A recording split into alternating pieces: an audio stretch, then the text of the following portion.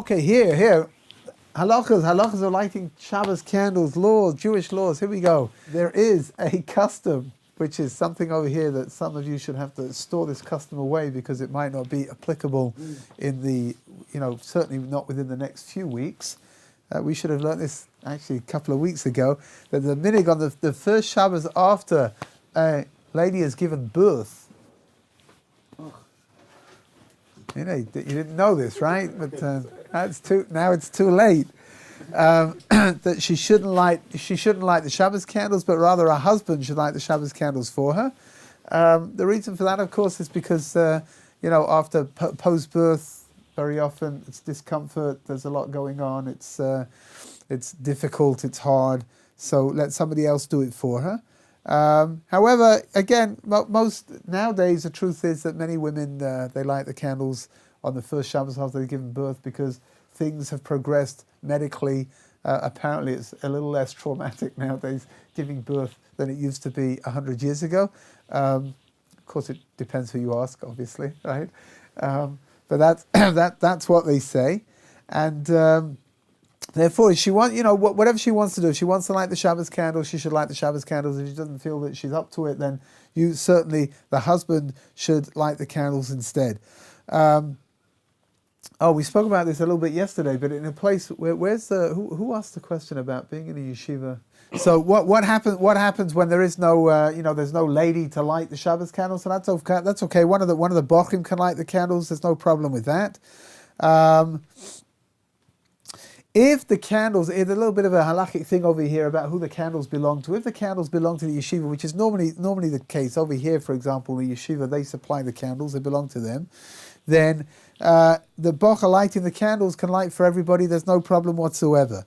If, however, the candles are owned by the bocha, by the boy who's lighting the candles, right, if they belong to him, then another bocha should lift the candles up a little bit in order to make what's called a kinyan. He's becoming a partner together. He's going to be the representative of the student body, and he becomes a partner together with the owner of the candles, and that way, when the owner of the candles comes to light them, then he's including everybody without any halachic questions whatsoever. Okay, one more thing to do over here as a bocha, you should switch on the lights before you light the Shabbos candles. The lights are going to be the ones that most of the bochum are going to get their light from the electric lights, not from the candles. The candles are just a couple of lights over there, a couple of candles over there that are, they're not going to light up the whole of the Chadar Ochel of the dining hall. So that should be part of the process of lighting the Shabbos candles. Is there a set time that your candles have to be alight for? They have to be a light for? Yeah. It's preferable that they should be alight until after the end of the meal, right? If that's doable. Now, again, it's got a lot to do with your candles. How thick are your candles? That's not a personal question. It's just a phrase, right? If your candle, you can get big thick candles, then they'll last for for several hours. 3-4 hours. That's definitely preferable than using candles which will last for I remember my mother, Aleh Shalom, she had all different kinds of boxes of candles, and written on the box was the amount of time that the candle would burn for. So 1.5 hours, 2.5 hours, 4 hours, and just depending on the time of the year, depended on which kind of candles she was going to light. So in the summer it was bigger candles, in the winter it was smaller candles. I don't. She just told me which ones to take them out and. Which ones to put into the candlesticks, but I don't think I remember the logic behind it all, actually. Yeah. You remember seeing it, but you Yeah. don't remember the logic of it. I'm not sure there is, actually. But, I mentioned before, it's something it's very easy to do. Nowadays, lots of people use these little glass cups. Instead of using regular shaped candles, they use little glass cups, and they put short, fat candles that fit inside the glass cup. They last for a good amount of time. They last for 3 hours, 4 hours. But if you want, it's easy to add olive oil into the glass cup, and that way everything just mixes together when the candle begins to melt from the heat of the flame. it mixes together into the oil, and then you've got something which will last considerably longer. Can you add my wife puts paraffin. Yeah. Can you add paraffin instead of Yeah, sure. I mean, you can not on Shabbos, right? But before Shabbos, you can put in as much as you want. And what is paraffin? It's a fuel for burning things. It's a clear liquid, and it goes into. They've got these little sort of cups that have a little hole in them, and you can you fill them up with as much as you want, and then it's got a wick that comes out one side, and they give a very nice they give a very nice light, and you can put in as much or as little as you want. So then, if you want to put in more, that way you can be sure that it's going to last until after the Suda, after the end of the meal. If you are in a place, again, I don't think this is really halacha l'maisa, to be honest. I don't think it's practical halacha over here. But if you're in a place where it's okay for you to light Shabbos candles in your bedroom, so for example in a dormitory in a yeshiva, not here because they don't allow it for very obvious reasons. I'm going to say Rabbi Salinger. Rabbi Lauffer said that I can light my candles in my room. No, that's not what I said. It really isn't. I'd just like to re-emphasize over here that the policy that the yeshiva has of not lighting Shabbos candles in the bedroom is one which makes perfect sense. It really does. I mean, looking around the room, the idea of you people sort of being allowed to light candles in your bedroom is outrageous. You know, the place would burn down in about 30 seconds, I would imagine. So that's why they let you light candles in the dining room instead, perhaps in the hope of burning that down so they can claim the insurance money. I don't know, but you know the one about the two friends that meet each other, and one of them says to the other, "Oi, Yankel," he says, "I heard you had a terrible fire and your whole warehouse was burned down." He says, "Shh." He says, "It's next week, not this week."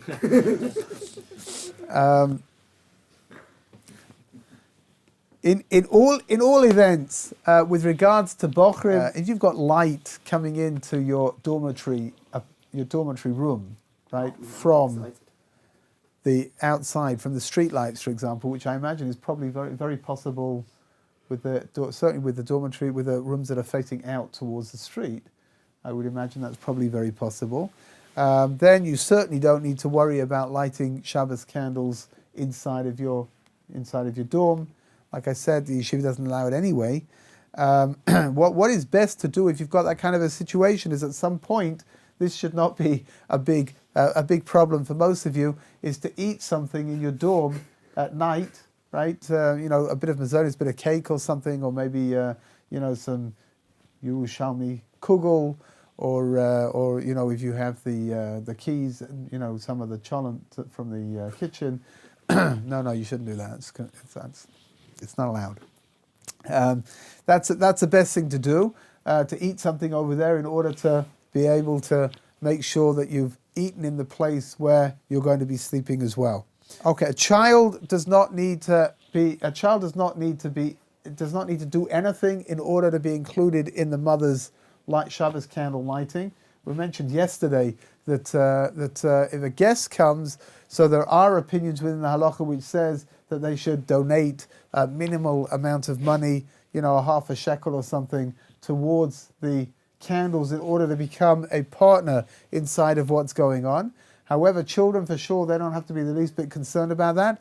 More than that, a child who is eating Friday night by the parents and then walking back to the yeshiva, right, where they're learning, on Friday night, he doesn't have to do anything about lighting candles anywhere else. Where the candles have been lit, that's absolutely fine. Okay, the interesting little thing, the disagreement over here about somebody who's coming as a host. No, I'll try that again. As somebody who's coming as a guest to somebody's home is how they're regarded, right? Whether they're regarded as being simply a guest or whether they have whether they're regarded as being a little bit like a family member. And if that's the case, it's a question of whether you have to have some kind of input into the candle lighting or not, which means that Rosh Shlomo Zalman Auerbach was of the opinion that people coming as guests to somebody's home on Friday night are treated like family, and if that's the case, they don't have to do anything in order to be included in the Shabbos candle lighting. Rabbi Yashiv was of the opinion that they're not really considered like family, and therefore they should do something. The simplest way to do it, now that I'm thinking about it now, the simplest way to do it is in fact not to, you don't have to give them money. You can just, the person who is lighting the candles can include, they can give them as a gift to the other person. They can be included inside of the candlelight. They can be included as a partner inside of what's going on. Right? Which means that the same way that you're able to share something that you've got with somebody else, you can share the candles together with your guests, and that way they're now included inside of the candle lighting. They don't have to do anything else except for that. Is a candle added to what would ordinarily? Oh, if they're big, no. Just it's enough to light 2 candles, and if you're becoming a partner inside of that candle lighting, you don't need to add any more candles into the ones that are being lit already. What's there is sufficient. Yeah. Havdalah. If one person makes it for a whole camp, for example, Yeah. or for a family, does that mean that they've all said Havdalah? Yes. Okay. Yeah, which is Havdalah is something that the ceremony that's made at the end of Shabbat is something which allows other people to have their obligation fulfilled by the person making it. Havdalah is a little bit like making Kiddush, right? So somebody can make Kiddush to an awful lot of people, right? Like you say, if you've got I don't know, here in the dining room, for example, on Friday nights, there's probably a lot of people over here, and one person makes Kiddush for everybody, and that's fine. It takes care of their responsibility. It takes care of their obligation, I'm sorry. The same is so with Havdalah as well, which means that one person making Havdalah can fulfill the obligation of all the people that are there. However, the people that are there need to see what's going on, and they need to answer Amen to the brachot, right? Which means that if they're not paying attention to what's going on, then it's not going to help very much that the person made Havdalah. They've got to be aware of what's happening, and like I said, when he makes four brachot that are recited in Havdalah, the 3 brachot that are recited, one over the wine, one over the spices, one over the candle, and then the one at the end, the paragraph at the end, they have to answer Amen to that. There is something else which again is not always completely practical with regards to Havdalah, is that however the person makes Havdalah, that's what the other people need to be doing as well, which means that if the person stands for Havdalah, then the other people should be standing. If his custom is to sit for Havdalah, then the other people that are listening should really be sitting as well. Right? Sometimes it's not so simple because, like you said, you've got a lot of people over there. If everybody's going to be able to sit down or not, whatever. Whoever can sit down should sit down, and if you can't sit down, so you still fulfill your obligation, even though it would have been better if you could have sat down.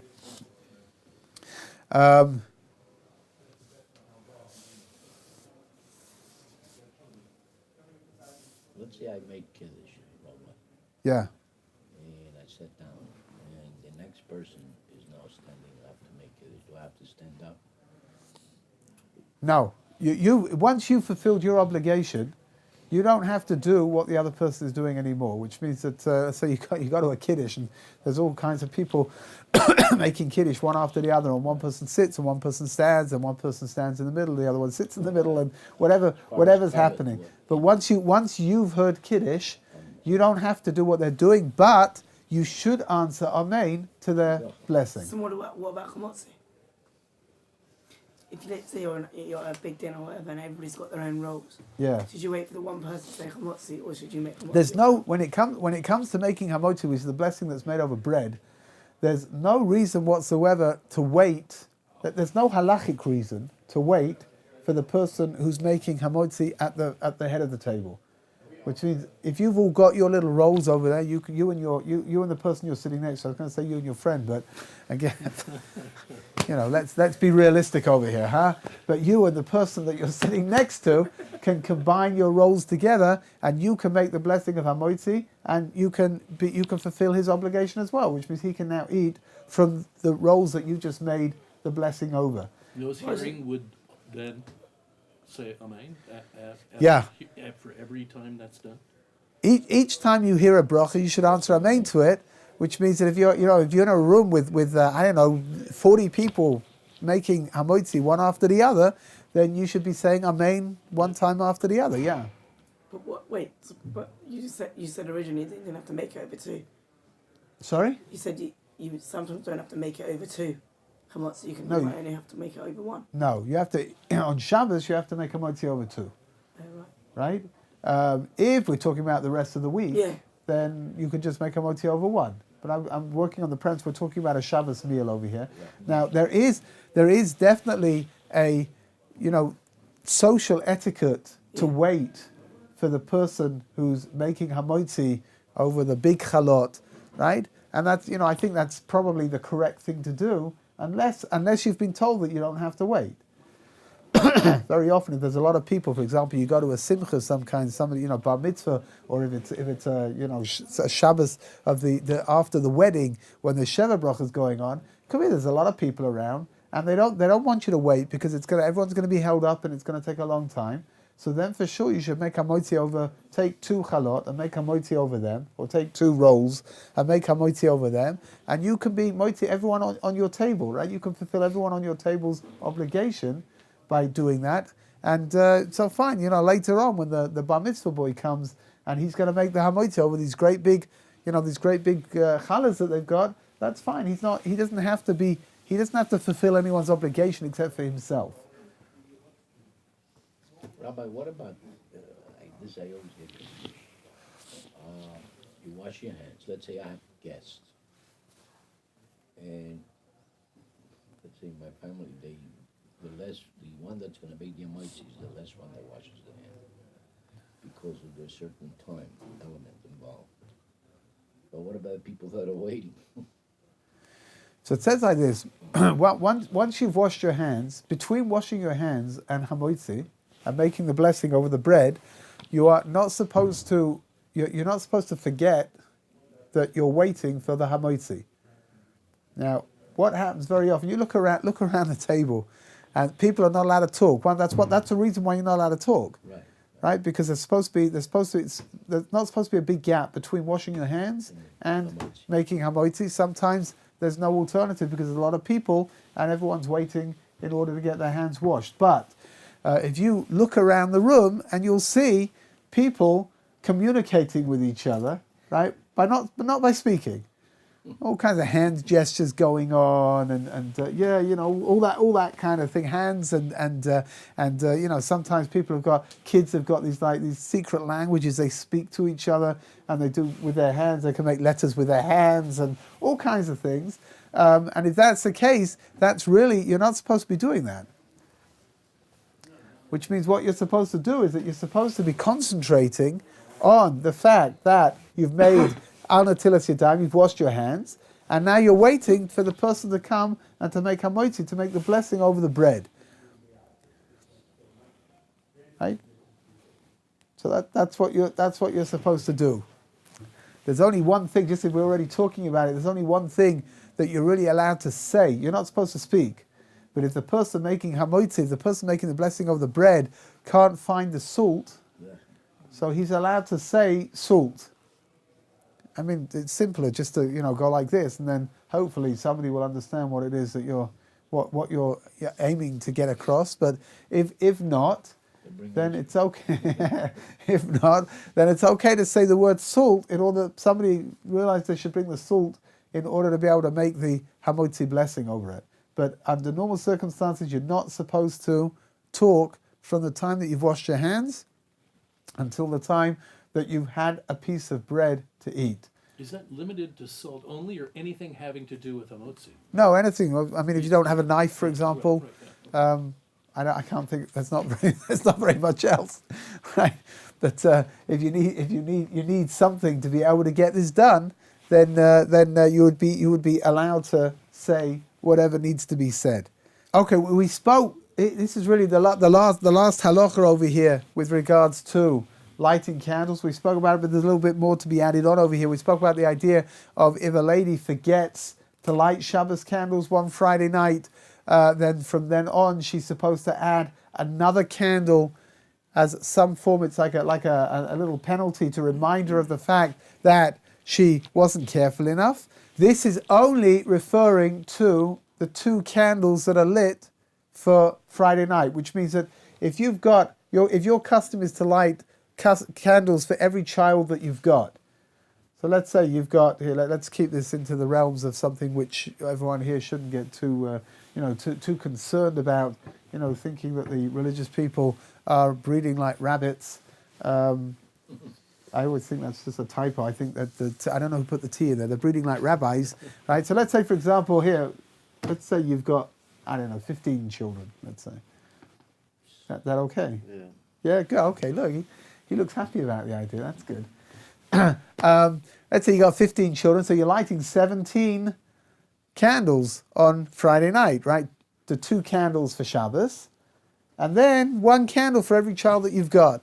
So the idea of having to light an extra candle if you forgot is referring only to the Shabbos candles, which means, let's say, for example, one Shabbos, for whatever the reason, somebody made a mistake and only 11 candles were lit instead of 15 candles. That's okay, because you fulfilled your obligation with 2 of the candles that you fulfilled the obligation. The thing over here is talking about if you forgot to light altogether, so no candles were lit, then at that point, then there's an inyan of adding an extra light, just 1 candle, 1 extra candle each week as a remembrance. Is it acceptable to light a candle with tea lights? Yeah, for sure. That's not true. The only restriction with regards to lighting candles is that the candles should not have been made in some kind of, with some kind of idol worshipping element. Thank you. I lost it there for a moment. It was a senior moment. That shouldn't have been some kind of idol worshipping element that's involved. So, for example, sometimes you can have candles that are made in monasteries and nunneries, right? These are not candles that you should be using in your home. Candles that come from Asia, right? Sometimes these things they are made specifically for idol worshipping purposes, and they're sold commercially, right? Those are not candles that you should be bringing into your home. You really shouldn't. Anyone over here, if you enjoy scented candles, what are they called? Joss sticks or something? I think they're called. Isn't that what they are? Like the little, That's in a car. thing. Like the little. I don't know. The joystick that's in the car. No, it's not. It's in a cockpit, isn't it? Anyway, you've got candles which they make scent. Yes. Incense. Yeah, I got there finally. Whoa, this senior moment has been stretching on for quite a moment, actually. Incense, right? Incense candles. You do have to be careful when you buy incense candles where you're buying them from, because if you buy them from some kind of a specialist store, it could be that these things have been made for idol worshipping purposes. And you should not be burning these things in your home, even if the only reason you're burning it is just to have a nice smell in the house. You've got no intention to be, you're not going to worship. You're not going to use this in your worship of whatever it is. But nevertheless, you shouldn't be using these things at all. But working on the premise that the candles that you've bought are not idol worshipping candles, then there are no restrictions whatsoever to what kind of candles you can use. Which means you can use regular candles, you can use what are they called? Tea lights, right? You can use, cups with oil and wicks floating around inside of them. Really, you can use whatever you want in order to, any kind of candle in order to be able to fulfill the obligation. If you want, you can use colored candles. They don't have to be white. Whatever you want. It used to be that place in Shabbat that used to make so many candles. Oh yeah, for sure. They're absolutely beautiful, these things. Yeah. Why you went to the shop? Well, for some reason my parents like going to Shabbat. Oh, So we okay. go- How strange. Yeah, no, in Tzfat they're famous for their candles over there, and there are a couple of stores over there where they create the most incredible wax sculptures. I don't think anybody ever burns these things. They've got wicks coming out. I think You once can. got burnt down. That's not a joke. No? Yeah, the shop once got burnt down. Gosh, took a few days to put out the fire. I imagine, but again, I mean, yeah, if you want, you could, you don't have to stick with the standard, the standard candle shape. You could use any shape, right, in order to fulfill your obligation to light your Shabbos candles. there is an interesting disagreement amongst the authorities about what happens if somebody forgot to light the Shabbos candle. If they forgot to light the Shabbos candles on Yom Tov, that doesn't make any sense whatsoever. But if they forgot to light Yom Tov candles, do you have the same thing over here that you have to add an extra one? So whatever. I mean, some authorities say that there's no intrinsic difference between Shabbos candles and Yom Tov candles. Some authorities say that there is, and whether you should or whether you shouldn't, I don't know. Ask your COR. Right? COR is a competent Orthodox rabbi.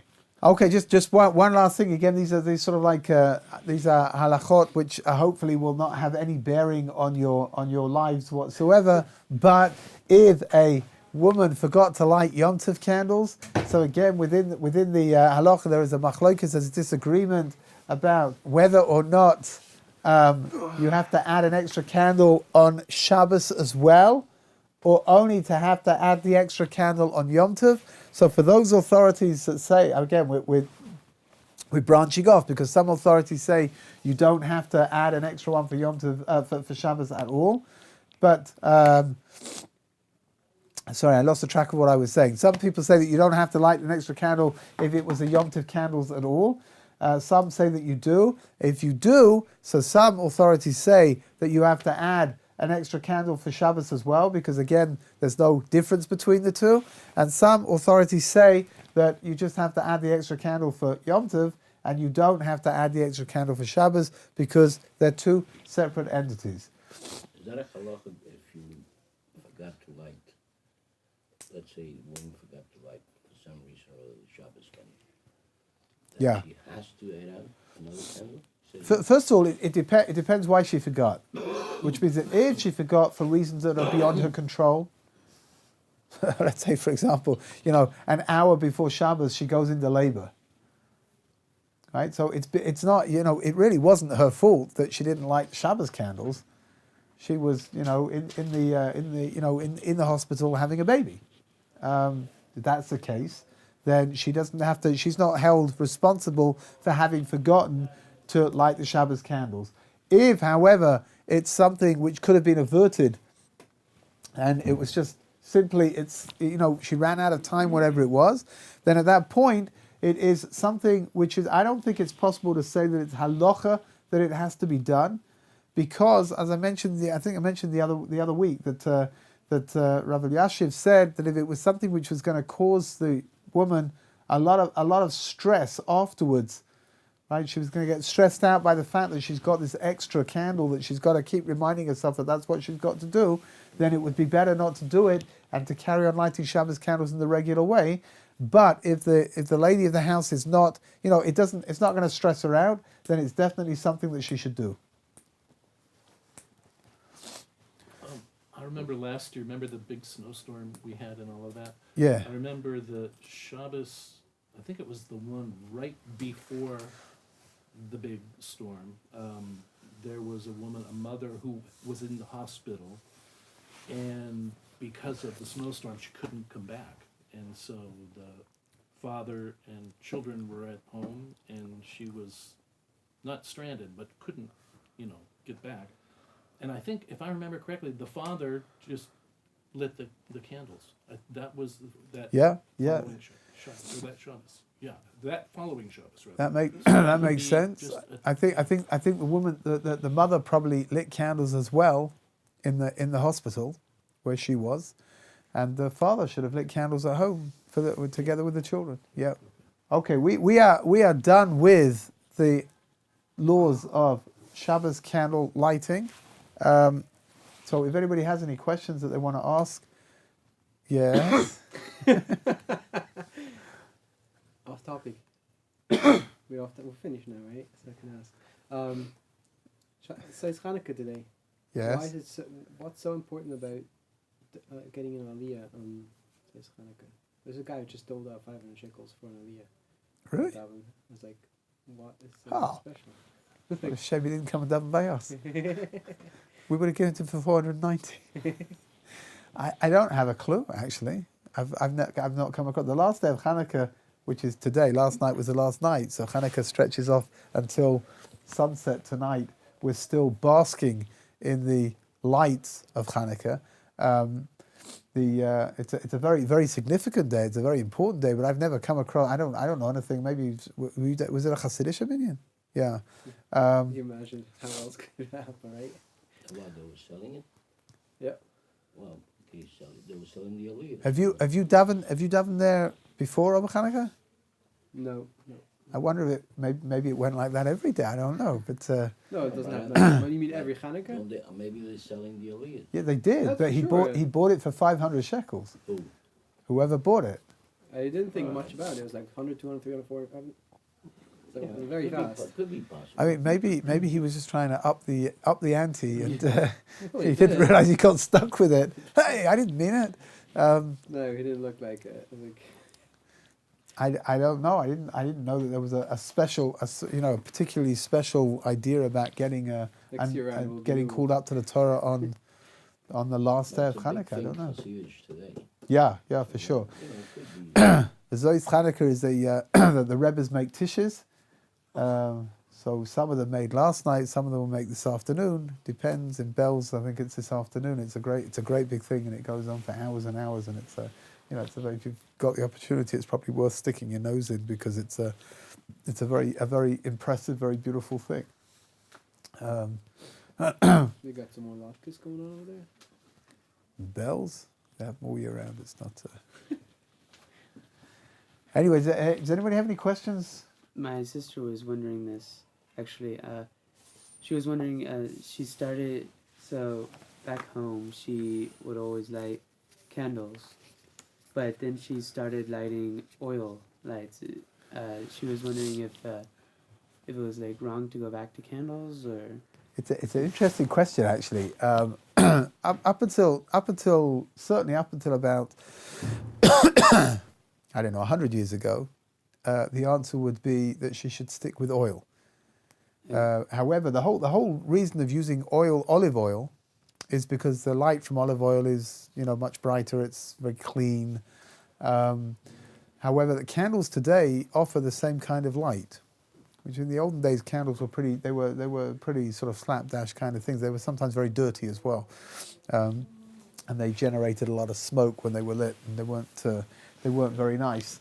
But nowadays, candles are clean. They give off a very, very, very regular light, and I don't think there's any reason why she shouldn't go back to using candles if that's what she wants to do, or if she just wants to switch around a little bit. 1 week use olive and 1 week use regular. Whatever she wants to do, I think it's perfectly okay. Let's say you're in an airport. Quite hot, like, where should you go and you put on to vent and everything? Where's the best place to do it? There's no prayer. I mean, to find yourself a quieter corner and to go and daven over there would seem to make the most amount of sense, I think. Sometimes airports are, everywhere is busy, it depends. The bigger the airport, the more chance there is that you'll find yourself a quiet place. But when you've got a smaller airport, sometimes there's nothing you can do. You just have to put on your tefillin. I once davened in Prague, in the airport in Prague. And in the part that we were in, the departure lounge that we were in, it was just like a square, there was nowhere to go. So I just davened over there. There's you have to do what you can do, I guess. You see it a lot, like oftentimes in that case when it's really a confined space, that I notice at airports and things like that they're facing the wall, even though there are a lot of people around them. It's better than, I guess, not facing the wall. Yeah, I mean it's certainly less distracting, that's for sure. It's also, I guess, it's perhaps a little less obvious what it is that you're doing. I think one of the things that we learn about prayer is that prayer is as uncomfortable as you're going to make it. Which means if you're not bothered by the fact that you have to pray, if it doesn't bother you at all and it's something that you have to do, then you'll get up and do it, and you won't be bothered by the people around you. it's got a lot to do with the way that I relate to what I'm doing. Very often will define whether or not I'm embarrassed about what I'm doing. And the less comfortable I am about something, the more embarrassed I'm going to be. And for a lot of people, the idea of davening, the idea of praying, is something which it's something which, that they're embarrassed. They think that everybody's going to be looking at them, and that so they don't quite know what to do with themselves. For other people, they're not bothered by it. I always tell over the story. I had a student here years and years ago he was in advertising in America. He'd taken off 6 months to come and learn here in the yeshiva. And he said like this, he said, advertising is like a real high stress, quite a difficult business to be in. He said, but in his days, this is going back into the 90s, he said the advertising day began at around midday, 11, 12 o'clock. That's when you went into work. He said, but, he would come home at 12 o'clock at night, 1 o'clock in the morning, because, the days you just kept going. And he said as he became more orthodox and more Jewishly aware, so he started taking upon himself the idea of davening. So he said that Shachris, davening in the morning, he never had a problem with davening in the morning because work didn't begin till 12 o'clock anyway. So he could get up and he could daven whenever he got up and daven. That was fine. He said at night, praying that the nighttime services were never a problem because when he got home, he would just pray before he went to bed. He said there was a problem always with the afternoon. Mincha was always a problem. He said because that was like at the height of your I don't know, your sort of creative juices are beginning to flow, and either you're in the middle of work, or you're in the middle of meetings, or you're in the middle of this or the middle of that. And he said that he never davened mincha. So he said at the beginning it didn't bother him because he was davening in the morning and he was davening at night and he felt he was doing enough. But after a while he began to realize he should be davening in the afternoon as well. But he didn't know what to do. He didn't know what to do about it. So he said once they were pitching for the largest account that they'd ever pitched for. And he said they were in this boardroom and the negotiations were going on and on and on. And he said that after a while, he began to feel like he had to go to the bathroom. So he waited because, he didn't want to interrupt. It was all very, very intense, and he was embarrassed to sort of pick himself up and go off to the toilet in the middle of all of this. But he said it got to the point where it was really just he was going to go to the toilet anyway. The real question was just where. Either it was going to be there in the boardroom or it was going to be in the bathroom, but one or the other. So he just sort of like mumbled, "Excuse me, please," to everybody and went rushing out of there. And he went to the bathroom. And he said as he was in the bathroom doing his business, he was hit with the most incredible epiphany. He said that nobody blinked an eyelid. Sometimes you just have to leave in the middle of you just got to get up and go. What can you do? And he said after he did that, after he realized that, he said he never missed another mincha again. Because he thought that if he's got to get up and he's got to leave and he's got to explain to everybody why he's going, right? I'm sorry, I have to go down and pray the afternoon service, and I'm going to go stand in the corner and sway backwards and forwards a little bit, and I'm going to sort of hit myself on the chest, and then after I've finished swaying backwards and forwards like that, I'm going to sit down at the table and I'm going to put my head down. Don't worry, I'm fine, really, I'm fine, but I'm going to put my head down for a little bit, and then I'm going to, right? He said he didn't have to explain to anybody what he's doing. So he said from then on, he just, at some point in the afternoon, when it was beginning to get late already, if he was stuck in a meeting, he would just say, "Excuse me, please," and he would walk out of the room and find himself in an empty room somewhere, and he would go and daven over there, he would go and pray over there. I mean, the worst that people think is he's got a prostate problem. I don't know, that he's not running off to the bathroom every afternoon. He's got to go to the bathroom. The guy can't control himself. That's the worst thing that people will say. So, where should you pray when you're in an airport, when you're in a very public setting? So just try to find the quietest place that you can, the least obtrusive place, and daven over there.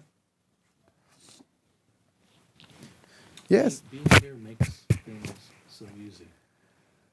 That's for sure. One of the most incredible things about living here in Israel is that the idea of making a minyan is just, it's everywhere. It's incredible, absolutely incredible. Rebecca told a story about when he went to a bank. And I made a minion over there. Yeah. No, it's like it's You came incredible. in on Friday. I remember we got stuck on the highway once. There was a great big tailback. I don't remember what it was. I've no idea. But I remember people just getting out of their cars and making a minion over there on the side of the highway, just making a minion of daven over there. It's fantastic. You go like in the what's called Ben Azmanim when people are off, when it's holiday vacation time. You go anywhere and you'll see people just getting together. They need another person. Come and go to the park and everyone's busy making barbecues, and all of a sudden at some point they'll just gather together. No one's never met anyone before. And they'll just make a minion to pray. It's fantastic. It really is. And Lahavdil, when I was in New York once many years ago, and we were in some fancy restaurant, and I told the person who had taken me there, I said, we haven't done mincha yet. Like, what are we going to do about mincha? So he says, I don't really know. I said, let's make a minion. I said, it's a kosher restaurant. I imagine most of the people there were in the same boat that we were in. I said, let's make a minion. He said, you can't do that here. I said, why not? He says, you can't. They won't let. I said, okay. So I said, so let's just gather up a minion. We'll go outside. We'll daven outside. What's the big deal? So I went around to each table. I said, did you daven mincha yet? And Baruch Hashem, we got a pretty good minion out there. What's the name of it? What was it called? If my memory serves me correct, I think it was something called Prime Grill. Oh, sure. Okay. All right. So whatever. Very well. This fellow who I was with was so embarrassed. He was embarrassed about the fact that I was going around asking people, and then he was so embarrassed that we went outside. We davened outside in the little courtyard outside the front of the thing because you can't daven there. You can't do it. I don't know. For me, it's like I guess that's what happens. You live here in Israel, you just become desensitized to the fact that you can't do these things. I don't know. I was in Rami Levy once. And make a minion, good. In Rami Levy. Listen, Prime Grill is owned by two YU guys. I've no idea. Yeah, I know that. I don't know. Prime Grill is a place that I can only go to if somebody else is paying. Very expensive. I don't know. It's incredible. In the gym that I belong to, they have a minion over there at 4:00 every afternoon. They have a minion. It's great. It's cute. Yeah, I belong to a gym. I don't go to it, but I belong to it. I thought that was obvious, wasn't it? I was on a plane once. This is my muzzle. I'm telling you. I am the archetypal Shlemil and Shlemazel rolled up into one. I'm telling you. We were on a plane. We were coming back from London, and there were two people who were saying Kaddish, and they both wanted to make a minion. So all the front people in the plane went up to the back of the plane in order to daven mincha. Plane went like that. No, if anything would have gone like that. No, there was enough counterweight. It was fine, really. So we all go to the back, and it transpires. There are two people who have to say Kaddish, so each one wants their own minion, which is fair enough, right? But it transpires, by the time we've counted everybody up, there are 19 people there, and one minion's already started on one side of the plane, and I'm stuck on the other one with 9. Right? That's a story of my life, I'm telling you. So we're standing around it. It's a little bit uncomfortable. It's like everyone's like squished up at the back, and that's where the bathrooms are. It's like and there were a group of retired secular Israelis that had been on a trip through Europe, and they'd finished up in London, and they were on their way back to Israel. Now, secular Israelis are not very. Certainly, the Ashkenazim are very often not very religiously inclined, to put it mildly, right? They're actually rather anti. So we're all like standing around, not quite sure what we're supposed to do now. Maybe we'll wait for them to finish and then borrow one of the people that already davened to make up the minion over here, whatever. And one of these people from the trip, he turns around to us and he says it in Hebrew in a rather brusque fashion. He says to us, "What are you doing?" Because their rows were right next to where we were standing. So of course, there was maximum inconvenience for them. Like, "What are you doing?" So we told him that we're sorry if we're causing any kind of a fuss over here, but we're missing one. We're trying to make a minion. So he says, "Well, how many more do you need?" So he said, we just need one. He says, okay, he says, count me in.